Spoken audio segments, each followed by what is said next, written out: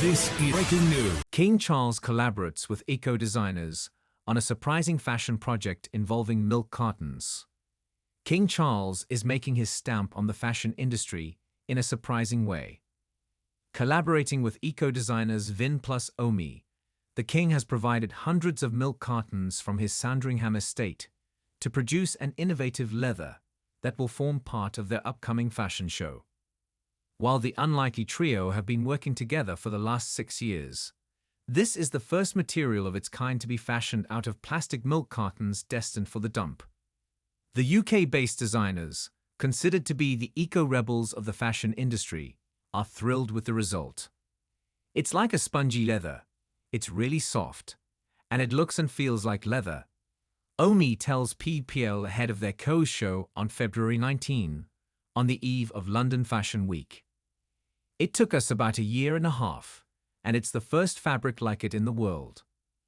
Their latest idea came to them as they sat in the canteen at Sandringham, having a cup of tea as they worked on another project, designing silk scarves inspired by the late Queen Elizabeth, which was sold in the Sandringham gift shop last year. It suddenly dawned on us how many milk cartons were being used. On average in the UK, we drink 1,238 milliliters of milk per week, Omi says. This is the second time the designers have collaborated with King Charles to make an entirely new sustainable fabric using waste products. In 2023, they worked with the head gardener at Sandringham to create a golden dress made from the leaves of the butterbeer plant, an invasive weed found on the banks of the lake at the King's Norfolk estate. The unlikely relationship began in 2018 when Vin and Omi met the then Prince Charles at a fashion event and impressed him with their innovative ideas on sustainability. Since then, the royal has given them an all-access pass to his gardens and been in regular contact with the pair, often suggesting ideas himself on different plants or waste material they should use next. In the last 6 years, the designers have been able to create whimsical dresses from thousands of harvested nettle leaves, crafted brooches from plastic plant trays, and a sweater dress emblazoned with the word "Resist," made from piles of discarded royal horsehair, all salvaged from the compost heaps at Sandringham and Highgrove.